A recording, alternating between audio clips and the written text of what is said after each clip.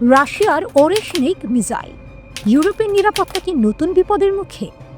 আজ আমরা এমন একটি অস্ত্র নিয়ে কথা বলবো যেটা শুধু যুদ্ধক্ষেত্র বদলায় না, বরং পুরো ইউরোপের নিরাপত্তা হিসাব নতুন করে লিখে দেয়। রাশিয়ার প্রেসিডেন্ট ভ্লাদিমির পুতিন ঘোষণা দিয়েছেন 2025 সালের শেষ নাগাদ ওরেশনিক নামে একটি হাইপারসনিক মিসাইল রাশিয়ার সামরিক বাহিনীতে যুক্ত হচ্ছে। এই ঘোষণার পর থেকেই ইউরোপের বিভিন্ন দেশে শুরু হয়েছে হিসাব নিকাশ। কেন? ওরেশনিক কি? ওরেশনিক হলো রাশিয়ার তৈরি ইন্টারমিডিয়েট রেঞ্জ ব্যালিস্টিক মিসাইল। এর সবচেয়ে গুরুত্বপূর্ণ বৈশিষ্ট্যগুলো হলো গতি ম্যাক 10, অর্থাৎ শব্দের গতি 10 গুণ, পাল্লা প্রায় 4000 কিলোমিটার, পারমাণবিক এবং সাধারণ দুই ধরনের ওয়ারহেড বহনের সক্ষমতা, একসঙ্গে একাধিক লক্ষ্যবস্তুতে আঘাত করার ক্ষমতা। সবচেয়ে গুরুত্বপূর্ণ বিষয়, এই মিসাইল মাঝপথে নিজের পথ বদলাতে পারে। বর্তমানে যেসব এয়ার ডিফেন্সের সিস্টেম আছে সেগুলো এই মিসাইলকে থামাতে কার্যত অক্ষম। ইউরোপ কেন এত চিন্তিত? এখন একটু মানচিত্র কল্পনা করুন। যদি ওরেশনিক পশ্চিম রাশিয়া বা বেলারুশ থেকে ছোড়া হয়, পোল্যান্ড পৌঁছাতে সময় লাগবে মাত্র 11 মিনিট। ন্যাটোর সদর দপ্তর ব্রাসেলস 17 মিনিট, মানে সিদ্ধান্ত নেওয়ার আগেই আঘাত। এ কারণেই জার্মানি দ্রুত A3 মিসাইল ডিফেন্স সিস্টেম কেনার উদ্যোগ নিয়েছে। যুক্তরাজ্য ইউক্রেনকে গভীর হামলার অনুমতি দেওয়ার বিষয়ে আগের চেয়ে অনেক সতর্ক। ইউরোপ বুঝে গেছে এটা শুধু ইউক্রেন যুদ্ধের বিষয় না, সরাসরি ইউরোপের নিরাপত্তার প্রশ্ন। বেলারুশে মোতায়েন কেন এটা বড় পরিবর্তন? রাশিয়া এই ওরেশনিক মিসাইল মোতায়েন করছে বেলারুশে। বেলারুশ ন্যাটোর প্রতিবেশী দেশ। বেলারুশের প্রেসিডেন্ট আলেকজান্ডার লুকাশেনকো জানিয়েছেন যে ওরেশনিক ইতোমধ্যে আমাদের দেশে এসেছে এবং যুদ্ধের জন্য প্রস্তুত। ন্যাটোর সীমান্তের একেবারে পাশে রাশিয়ার হাইপারসনিক মিসাইল। মনস্তাত্ত্বিক চাপও তৈরি করছে এই ঘটনা। পারমাণবিক কিনা কেউ জানে না, এখানেই সবচেয়ে বিপজ্জনক বিষয়টি আসে। ওরেশনিক মিসাইলে পারমাণবিক ওয়ারহেড থাকতে পারে, আবার সাধারণ ওয়ারহেডও থাকতে পারে, কিন্তু আঘাত লাগার আগ পর্যন্ত প্রতিপক্ষ কেউই জানবে না কোনটা ব্যবহার করা হয়েছে। এই অনিশ্চয়তা যুদ্ধের ঝুঁকি বহুগুণ বাড়িয়ে দেয়, কারণ ভুল বোঝাবুঝি থেকেই বড় সংঘাত শুরু হয়। পুতিন কি বার্তা দিচ্ছেন? পুতিনের বক্তব্য বিশ্লেষণ করলে একটা বিষয় পরিষ্কার। রাশিয়া বলছে ন্যাটো ইউক্রেনকে অস্ত্র, গোয়েন্দা তথ্য ও প্রশিক্ষণ দিচ্ছে, কিন্তু রাশিয়াও থেমে নেই। তাদের প্রতিরক্ষা শিল্প এখন আগের চেয়ে অনেক দ্রুত কাজ করছে। পুতিন স্পষ্ট করে দিয়েছেন নতুন সাবমেরিন, ড্রোন, হাইপারসনিক মিসাইল, পারমাণবিক চালিত অস্ত্র সবকিছুই প্রস্তুত। তার বার্তা একটাই, রাশিয়াকে চাপে ফেলে জবাব দেওয়ার ক্ষমতা তারা তৈরি রেখেছে। তাহলে যুদ্ধ কি আসন্ন? ইউরোপ সতর্ক, যুক্তরাষ্ট্র হিসাব করছে, আর রাশিয়া বলছে সময় তাদের হাতেই।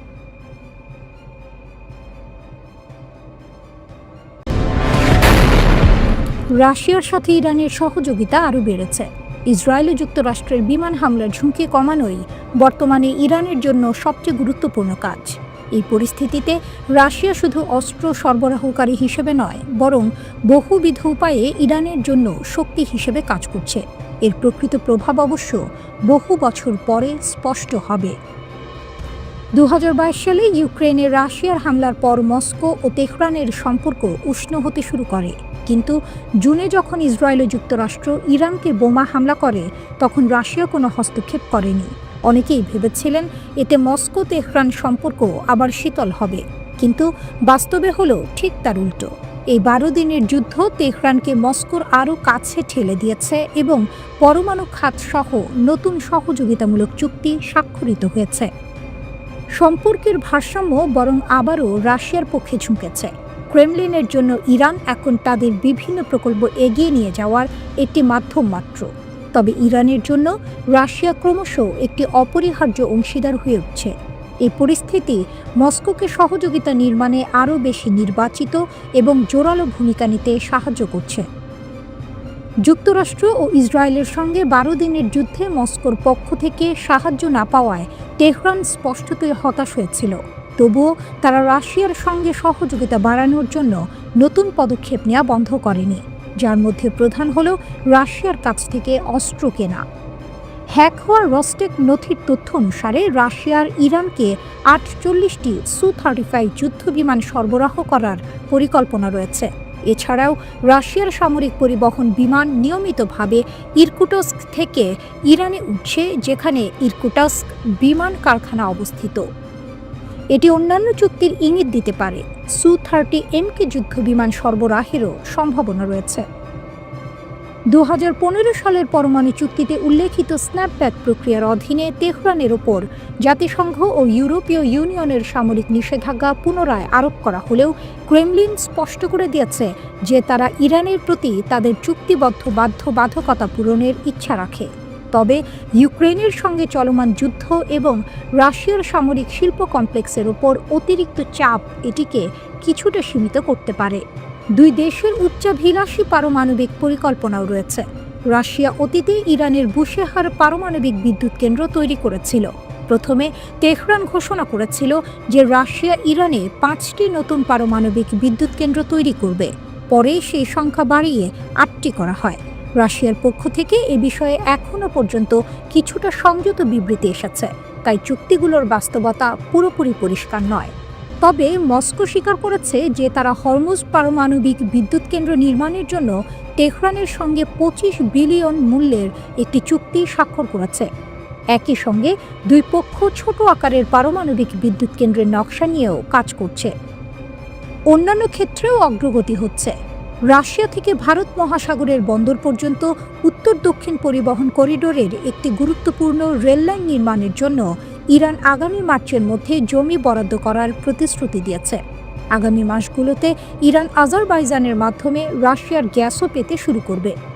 বেশ কয়েকটি বৃহৎ রুশ কোম্পানির প্রতিনিধি ব্যক্তিগত আলোচনায় বলেছেন যে তারা ইরানি বাজারে প্রবেশ করার প্রস্তুতি নিচ্ছেন এবং ইঙ্গিত দিয়েছেন যে তারা দেশটির সরকারের কাছ থেকে বিশেষ সুবিধা পেয়েছেন। বাইরে থেকে দেখলে মনে হবে যেন এক বিশাল গল্ফ বল, কিন্তু কলোরাডো জুড়ে ছড়িয়ে থাকা এই 100 ফুট উঁচু গম্বুজগুলোর ভেতরে রয়েছে অত্যন্ত শক্তিশালী সরঞ্জাম। এগুলো এতটাই ক্ষমতাধর যে পৃথিবী থেকে অর্ধেক দূরত্বে হওয়া একটি ক্ষেপণাস্ত্র উৎক্ষেপণও মুহূর্তে ধরে ফেলতে পারে। এই বিশাল আবহাওয়ারোধী শেলগুলোকে রেডম বলা হয়, যা মূলত একটি গুরুত্বপূর্ণ কারণে তৈরি করা হয়েছে যুক্তরাষ্ট্রকে আগত ক্ষেপণাস্ত্র থেকে রক্ষা করা।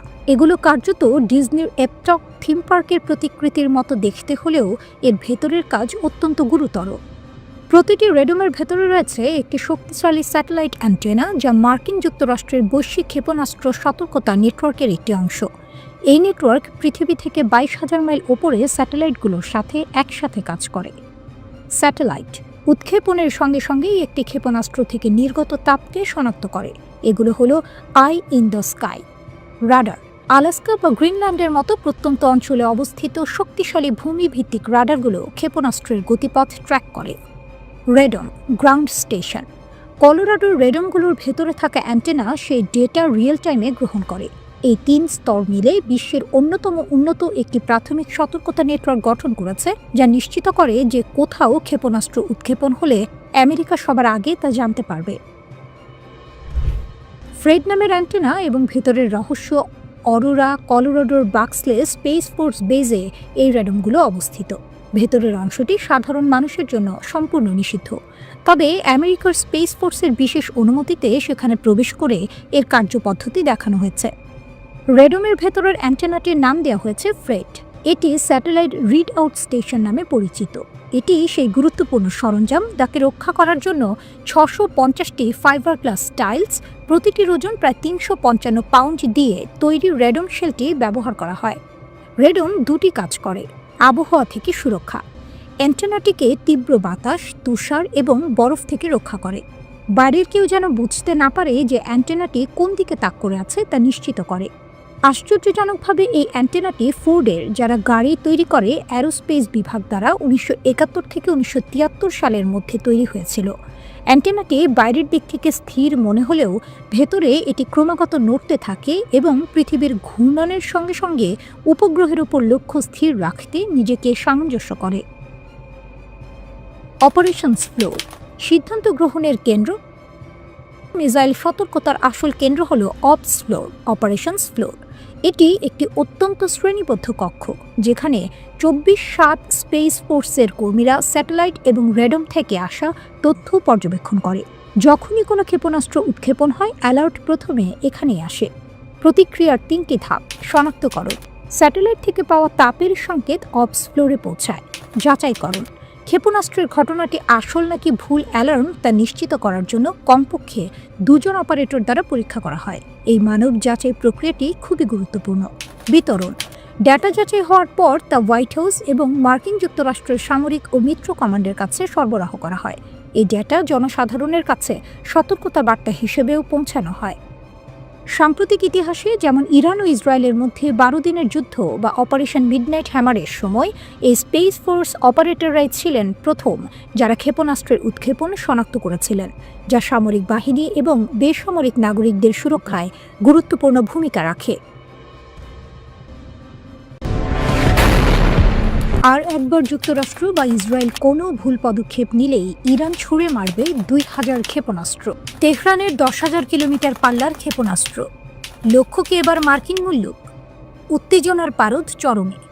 ইরান এবার এমন এক সামরিক অস্ত্র উন্মোচনের পথে যা পাল্টে দিতে পারে মধ্যপ্রাচ্যের ক্ষমতার সমীকরণ। ব্রিটেন ও ট্রাম্পের হুঁশিয়ারিকে ছিন্ন করে ইরান দাঁড়ায় নায়কের আসনে। আর একবার যুক্তরাষ্ট্র বা ইসরায়েল কোনো ভুল পদক্ষেপ নিলেই ইরান ছুঁড়ে মারবে 2000 ক্ষেপণাস্ত্র। তেহরান সতর্ক করেছে একটি প্রলয়ঙ্করী প্রতিক্রিয়ার বিষয়ে। বলেছে তাদের ব্যালিস্টিক ক্ষেপণাস্ত্রগুলো এখন সম্পূর্ণ প্রস্তুত, সীমা অতিক্রম করার চেষ্টা করো না। এই ভয়াবহ সতর্কবার্তা জানিয়েছে ইরান। ইরানের রিভলিউশনারি গার্ড দ্রুত গতিতে তাদের ব্যালিস্টিক ক্ষেপণাস্ত্র ভাণ্ডার বাড়িয়ে চলেছে। ইরানের ক্ষেপণাস্ত্র বাহিনী ইসরায়েল এবং পশ্চিমা আক্রমণের বিরুদ্ধে তাদের সবচেয়ে বড় প্রতিরোধ হিসেবে বিবেচিত হয়। প্রতিবেদন বলছে এই ক্ষেপণাস্ত্র ভাণ্ডার এখন জুন মাসের যুদ্ধে ব্যবহৃত সক্ষমতার থেকেও বেশি। ইরানি কর্মকর্তারা জানিয়েছেন ক্ষেপণাস্ত্র তৈরির কারখানাগুলো এখন 24 ঘন্টা চলমান। আলী ভাইজ জানিয়েছেন ইরান ভবিষ্যতে ইসরায়েলের বিরুদ্ধে আরও বৃহত্তর ক্ষেপণাস্ত্র হামলার পরিকল্পনা করছে।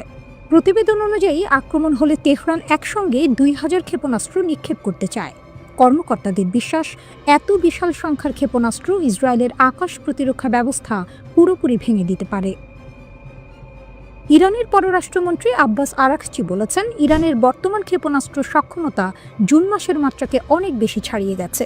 প্রতিরক্ষামন্ত্রী নাসির জাদে জানিয়েছেন উৎপাদনের মান এবং পরিমাণ দুই দিকেই ব্যাপক উন্নতি হয়েছে। জুন মাসের সংঘর্ষে মার্কিন সেনাবাহিনীকে 150টিরও বেশি থার্ড ইন্টারসেপ্টর ক্ষেপণাস্ত্র ব্যবহার করতে হয়েছিল। যুদ্ধের সময় ইসরায়েলের আকাশসীমা রক্ষায় যুক্তরাষ্ট্রের খরচ কয়েক বিলিয়ন ডলারের বেশি হয়ে যায়। এই সংঘাত যুক্তরাষ্ট্রের দীর্ঘমেয়াদী ক্ষেপণাস্ত্র বৃষ্টির মোকাবিলা করার সক্ষমতা নিয়ে গুরুতর উদ্বেগ তৈরি করে। ইসরায়েল ও যুক্তরাষ্ট্র ইরানের নেতৃত্ব, অবকাঠামো এবং সামরিক স্থাপনাগুলোকে লক্ষ্যবস্তু বানায়। কিছু ইউরোপীয় দেশ এবং তুরস্কও এই যৌথ হামলায় নাকি সহায়তা করেছিল। ইরানের বিশাল পাল্টা ক্ষেপণাস্ত্র হামলা খুব দ্রুত ইসরায়েলি ও মার্কিন প্রতিরক্ষা ব্যবস্থাকে অচল করে দেয়। ইন্টারসেপ্টরগুলোর কার্যকারিতা কমে যাওয়ায় ইসরায়েল দ্রুত যুদ্ধবিরতিতে যেতে বাধ্য হয়। মার্কিন প্রেসিডেন্ট ডোনাল্ড ট্রাম্প স্বীকার করেন ইরানের ক্ষেপণাস্ত্র হামলায় ইসরায়েল খুবই বড় ক্ষতির সম্মুখীন হয়েছে। এই যুদ্ধে ইরানের ভেতরে আরও শক্তভাবে সিদ্ধান্ত নেওয়া হয় তাদের ক্ষেপণাস্ত্র কর্মসূচিকে এখন সবচেয়ে বেশি গুরুত্ব দিতে হবে। ইরানের জুন মাসের ক্ষেপণাস্ত্র হামলা ছিল বিশ্বের ইতিহাসে এই পর্যন্ত নথিভুক্ত সবচেয়ে বড় হামলা। মার্কিন সেনাবাহিনী মাত্র 12 দিনের মধ্যে 150টিরও বেশি থার্ড ইন্টারসেপ্টর ব্যবহার করে। প্রতিবেদন বলছে এতে যুক্তরাষ্ট্র তাদের বৈশ্বিক থার্ড মজুদের প্রায় 1/4 খরচ করে ফেলে। এই বিপুল ব্যয় যুক্তরাষ্ট্রের আরও শক্তিশালী প্রতিপক্ষের বিরুদ্ধে প্রতিরক্ষা সক্ষমতা নিয়ে নতুন ভয় সৃষ্টি করেছে। ইসরায়েলের আকাশসীমা থার্ড দিয়ে রক্ষা করতে যুক্তরাষ্ট্রের ব্যয় হয় $2 বিলিয়নেরও বেশি। পার্স টুডের প্রতিবেদনে বলা হয়েছে ওয়াশিংটনের নীতির সমালোচক হিসেবে পরিচিত এবং যুক্তরাষ্ট্রের সাবেক উপ অর্থমন্ত্রী পল ক্রেগ রবার্টস প্রেস টিভিকে দেয়া এক সাক্ষাৎকারে সাম্প্রতিক ইসরায়েলি হামলা এবং ইরানের পাল্টা ক্ষেপণাস্ত্র হামলা প্রসঙ্গে বলেন, আমি অবাক হয়েছি যে ইরান আয়রন ডোমের অকার্যকারিতার সুযোগকে যথেষ্ট ব্যবহার করেনি। আয়রন ডোম ইরানের হামলা ঠেকাতে ব্যর্থ হয়েছিল। ইরান চাইলে হামলা চালিয়ে যেতে পারত এবং ইসরায়েলকে ধ্বংস করে দিতে পারত।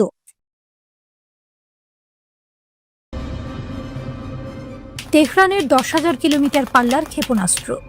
লক্ষ্য কি এবার মার্কিন মুল্লুক? উত্তেজনার পারদ চরমে। ইরান এবার এমন এক সামরিক অস্ত্র উন্মোচনের পথে যা পাল্টে দিতে পারে মধ্যপ্রাচ্যের ক্ষমতার সমীকরণ। 10,000 কিলোমিটার পাল্লার আন্তঃমহাদেশীয় ব্যালিস্টিক ক্ষেপণাস্ত্র ICBM নিয়ে আসছে তেহরান। পশ্চিমা বিশ্ব জুড়ে এখন গভীর উদ্বেগ। এটি কেবল হুমকি নয়, এটি যেন ওয়াশিংটন ডিসির উদ্দেশ্যে সরাসরি বার্তা। এলিট ক্লাবে ইরানের প্রবেশ। ইরানের সংবাদ মাধ্যম দাবি করেছে নতুন এই মারাত্মক ক্ষেপণাস্ত্রটি পরিষেবার জন্য প্রায় প্রস্তুত। এর পাল্লা ইউরোপের বাইরে মার্কিন যুক্তরাষ্ট্রের মতো সুদূর লক্ষ্যবস্তুতে আঘাত হানতে সক্ষম হবে। এটি হবে প্রথম ইরানি অস্ত্র যা মার্কিন যুক্তরাষ্ট্রের পূর্ব উপকূলে আঘাত করার ক্ষমতা রাখবে। এই সক্ষমতা অর্জন নিঃসন্দেহে তেহরানের সামরিক শক্তিতে নতুন মাত্রা যোগ করল। বর্তমানে ইরানের দীর্ঘতম পাল্লার ক্ষেপণাস্ত্র যেমন খোররামশার-4 মাত্র 3000 কিলোমিটার পর্যন্ত পৌঁছাতে পারে। এটি কেবল উপসাগরীয় দেশ ইসরায়েল বা পূর্ব ইউরোপে পৌঁছাতে পারে, কিন্তু নতুন আইসিবিএম সেই সীমা বহুগুণ বাড়িয়ে দিল। এখন পর্যন্ত কেবল মার্কিন যুক্তরাষ্ট্র, রাশিয়া, চীন এবং উত্তর কোরিয়াই এতদূর আন্তঃমহাদেশীয় সীমানা অতিক্রম করার সক্ষমতা রাখে। ইরান সেই এলিট ক্লাবে যোগ দিতে চলেছে। এই সামরিক প্রদর্শনের সময়কাল বিশেষভাবে গুরুত্বপূর্ণ। এটিই হলো ঘটনার সবচেয়ে বড় টুইস্ট। মার্কিন প্রেসিডেন্ট ডোনাল্ড ট্রাম্পের এক বিস্ফোরক স্বীকারোক্তির কয়েকদিন পরেই এই ক্ষেপণাস্ত্রের ঘোষণা এলো। 7 নভেম্বর ট্রাম্প প্রকাশ্যে স্বীকার করেছিলেন যে ইরানের ওপর ইসরায়েলের আক্রমণের জন্য তিনি অনেকাংশে দায়ী ছিলেন। ট্রাম্প বলেছিলেন, ইসরায়েল প্রথমে আক্রমণ করেছিল, সেই আক্রমণটি ছিল খুবই শক্তিশালী, আমি এর জন্য অনেক বেশি দায়ী ছিলাম। যুদ্ধের ষড়যন্ত্রে মার্কিন প্রেসিডেন্টের এই সরাসরি ভূমিকা যেন আগুনে ঘি ঢেলেছে। ইরান সামরিক শক্তি প্রদর্শনের মাধ্যমে যেন সেই স্বীকারোক্তির জবাব দিল। অবশ্য ইরান কেবল ক্ষেপণাস্ত্রের মাধ্যমেই জবাব দিচ্ছে না, তারা আইনি পথেও হাঁটতে প্রস্তুত। ইরানের পররাষ্ট্র মন্ত্রণালয়ের মুখপাত্র ইসমাইল বাঘাই জানিয়েছেন, ট্রাম্পের মন্তব্য মার্কিন ইসরায়েল ষড়যন্ত্রের স্পষ্ট প্রমাণ। তেহরান এখন ট্রাম্পের বিরুদ্ধে আন্তর্জাতিক আদালতে মামলা করার কথা গুরুত্ব সহকারে বিবেচনা করছে। বাঘাইয়ের কথায় নিশ্চয়ই এই স্বীকারোক্তি যে কোনো আদালতে এই আক্রমণাত্মক আইনে আমেরিকার অংশগ্রহণের একটি স্পষ্ট কারণ হিসেবে ব্যবহৃত হবে। অর্থাৎ একদিকে ক্ষেপণাস্ত্রের হুঙ্কার, অন্যদিকে আন্তর্জাতিক ন্যায় বিচারের খোঁজ। তেহরান স্পষ্ট করে দিয়েছে, সামরিক আগ্রাসন এবং আইনি ষড়যন্ত্র দুটোই তারা শক্ত হাতে মোকাবিলা করবে। ইরানের এই 10,000 কিলোমিটারের ক্ষেপণাস্ত্রের হুঙ্কার কেবল একটি সংখ্যা নয়, এটি হলো তাদের আত্মরক্ষার প্রতিজ্ঞা। সামরিক বিশ্লেষকেরা বলছেন, ইরান যেন বলছে, দূরত্বের সীমা ঘুঁচে যাক, হুঙ্কার পৌঁছাক ঠিকানায়। মার্কিন দৈনিক দ্য নিউ ইয়র্ক টাইমস বলছে, দুই দেশই এখন সর্বাত্মক যুদ্ধের প্রস্তুতিতে ব্যস্ত, আর এই যুদ্ধ শুরু হওয়া কেবল সময়ের অপেক্ষা। প্রতিবেদনে বলা হয়েছে, জুনের যুদ্ধ শেষ হলেও ইরান এখনও বিপুল পরিমাণ উচ্চমাত্রায় সমৃদ্ধ ইউরেনিয়াম ধরে রেখেছে, যা দিয়ে 11টি পারমাণবিক অস্ত্র তৈরি সম্ভব। একই সঙ্গে তারা হাজারো নতুন ক্ষেপণাস্ত্র তৈরির দৌড়ে নেমেছে। অপরদিকে ইসরায়েলও পিছিয়ে নেই, দেশটি নতুন হামলার পরিকল্পনা করছে। যুক্তরাষ্ট্র নীরবে ইসরায়েলকে সহায়তার প্রস্তুতি নিচ্ছে। উত্তেজনাপূর্ণ পরিস্থিতি, ট্যাঙ্কার আটক করল ইরান। ব্রিটেন এবং ট্রাম্পের গুরুতর পরিণতি এর হুঁশিয়ারির মধ্যেই ইরান একটি ট্যাঙ্কার আটক করেছে। হরমুজ প্রণালীর আতঙ্ক, এটি কি একটি নতুন উপসাগরীয় যুদ্ধের প্রথম গুলি? হরমুজের নীল শিরায় আবারও আগুন। বিশ্ব যখন সতর্ক সংকেতে থরথর, ঠিক তখনই ইরান সমুদ্রের অদম্য প্রহরী উত্তোলন করে তার অধিকার, তার অহংকার। ট্যাঙ্কার ছিনিয়ে নেওয়ার সেই মুহূর্তে ইতিহাস যেন ফিস করে বলে ওঠে, যে সাগর তুমি দখল ভাবো, সে সাগরও একদিন বিদ্রোহ শিখবে। ব্রিটেন ও ট্রাম্পের হুঁশিয়ারিকে ছিন্ন করে ইরান দাঁড়ায় নায়কের আসনে, অদম্য, দুঃসাহসী, নিজ ভাগ্যের নাবিক। হরমুজ প্রণালী থরথর করে, আর তেহরান জানায়, খেলা এখন ইরানের নিয়মে চলবে। মার্কিন ড্রোন নজরদারির মধ্যে ইরান একটি তেল ট্যাঙ্কার ছিনিয়ে নিয়েছে। MQ-4C ড্রোন অসহায়ের মতো উপরে চক্কর কাটার সময় ইরান জাহাজটি আটক করে। খামেনির ট্যাঙ্কার কৌশল ট্রাম্পের রেড লাইন পরীক্ষা করছে। যুক্তরাষ্ট্র ইরান উত্তেজনা বৃদ্ধির মধ্যে ইরান হরমুজ প্রণালীতে একটি বিদেশি তেল ট্যাঙ্কার আটক করেছে। ওয়াশিংটন পোস্ট অনুসারে ইরান গত 14 নভেম্বর তালারা নামের মার্শাল আইল্যান্ডস পতাকাবাহী একটি তেল ট্যাঙ্কার আটক করে। ট্যাঙ্কারটি সংযুক্ত আরব আমিরাতের আজমান থেকে সিঙ্গাপুরের দিকে যাচ্ছিল, তখনই ইরানি বাহিনী এটিকে বাধা দেয়। মার্কিন নৌবাহিনী জানিয়েছে যে একটি MQ-4C ট্রাইটন ড্রোন কয়েক ঘন্টা ধরে প্রণালীটির উপর এক আটক প্রক্রিয়াটি পর্যবেক্ষণ করেছে। এই ঘটনাটি হরমুজ প্রণালীতে গত কয়েক মাসে ইরানের প্রথম বড় জাহাজ আটক। একজন মার্কিন কর্মকর্তা নিশ্চিত করেছেন, ট্যাঙ্কারটিকে ইরানের আঞ্চলিক জলসীমায় ঘুরিয়ে দেওয়া হয়েছিল। বেসরকারি নিরাপত্তা সংস্থা এমব্রে জানিয়েছে, এই বাধা দেওয়ার ঘটনায় 3টি ছোট নৌকা জড়িত ছিল। UK maritime trade operation centre এটিকে সম্ভাব্য রাষ্ট্রীয় কার্যকলাপ বলে অভিহিত করেছে। হরমুজ প্রণালী উত্তেজনাপূর্ণ কেন্দ্র। এই প্রণালীটি একটি কৌশলগতভাবে গুরুত্বপূর্ণ সংকীর্ণ পথ, যেখান দিয়ে বিশ্বব্যাপী তেল বাণিজ্যের 20% হয়ে থাকে। WAPO অনুসারে পশ্চিমা চাপের প্রতিক্রিয়ায় ইরান দীর্ঘদিন ধরে প্রণালীটি বন্ধ করার হুমকি দিয়ে আসছে। বাহরাইনে অবস্থিত মার্কিন পঞ্চম নৌবহর রুটগুলো খোলা রাখতে এলাকায় টপল দিয়েছে। এই আটক করার ঘটনাটি ইসরায়েলের সাথে জুনের যুদ্ধের পরে তেহরানের প্রতিশোধের হুঁশিয়ারির পর ঘটল। 12 দিনের এই যুদ্ধে মার্কিন যুক্তরাষ্ট্র ইরানের পারমাণবিক সাইটগুলোতে হামলা চালিয়েছিল, যা আঞ্চলিক উত্তেজনা বৃদ্ধি করে। আক্রমণের ধারা ফিরে আসছে। মার্কিন নৌবাহিনী পূর্বে 2019 সালে ট্যাঙ্কারগুলোতে মাইন হামলার জন্য ইরানকে দায়ী করেছিল। 2021 সালে ইসরায়েলি সম্পর্কিত একটি ট্যাঙ্কারে প্রাণঘাতী ড্রোন হামলায় 2 ক্রু সদস্য নিহত হয়েছিল। 2022 সালের মে মাসে ইরান 2টি গ্রিক ট্যাঙ্কার আটক করে এবং সেগুলোকে সেই বছরের নভেম্বর পর্যন্ত আটকে রেখেছিল। ট্রাম্প 2015 সালের পারমাণবিক চুক্তি থেকে সরে আসার পরে তেহরানের হুমকির প্রতিধ্বনি ছিল এই অভিযান। সাম্প্রতিককালে ইরান সমর্থিত হুথিরা লোহিত সাগরে জাহাজগুলিতে হামলা চালিয়েছে, যা বিশ্বব্যাপী বাণিজ্যে বিঘ্ন ঘটাচ্ছে। এই আক্রমণগুলো ইসরায়েল হামাস যুদ্ধের সময় শুরু হয়েছিল এবং এই অঞ্চলে জাহাজ চলাচল কমিয়ে দিয়েছে।